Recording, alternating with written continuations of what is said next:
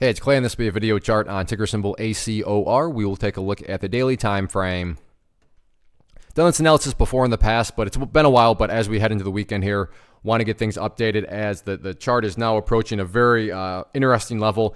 And before I go any further, I don't want to come across like this is some sort of great discovery on my part or that I have some sort of special skill. Actually, quite the opposite. I assure you, anybody that uses charts, understands charts, has taken notice of this area and is wondering the same thing. And I bring all that up because when a lot of eyeballs are watching the same area and wondering the same thing, call it a self-fulfilling prophecy, call it whatever you want. It can produce some very dynamic price movements. And that is what we have down here at this level. Let's see, what is that? $2.30. The reason this level is important is nothing fancy behind that at all, other than the fact of the last time the price, drifted all the way down here.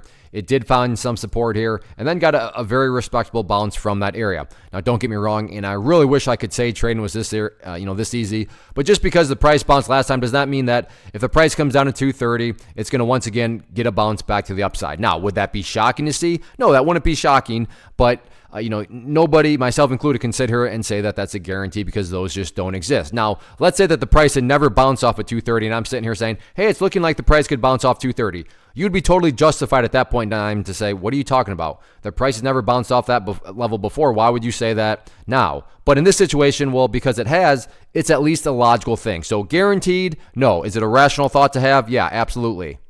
Now, in the event it does actually get the bounce and tries to turn back around, the other level that, again, not some sort of great discovery on my part, but a whole lot of people are going to be watching is that purple line there, which on my chart denotes the very famous 50-day simple moving average. So keep a close eye on that level going forward, as that'll be, certainly the main level of resistance to watch. But as of right now, at least in my opinion, top priority is not really about breaking levels of resistance. It's all about trying to consolidate and bottom out, because as of now, I've just been talking about things from a trading perspective. I mean, hey, look, there's some great potential right here. But just from an overall kind of quote unquote storybook perspective, I mean, if the price ends up breaking down below 230 and continues to sink down, just from the overall perspective of the chart at that point, I mean, as you see here, that would literally be putting the price at lows that it has not seen for years. So from both the trading perspective, it's interesting, but then just from the overall health perspective of the chart, anything below 230 is, putting the price at multi-year lows, and that's not exactly what you want to see from a bullish side of things. So we'll see how this one plays out next week, but I know I'll be keeping an eye on it. One of the biggest questions that I get is, hey Clay, how do you find the stocks that you trade? So what I've done is put together a free resource guide where I talk about the tools that I use to locate stocks that I find interesting and think may have potential. So if that sounds like something that could add value to you as a trader, then click on the image that is up on the screen right now and I will email you the guide. The guide itself is very short and to the point, and best part, it's completely free.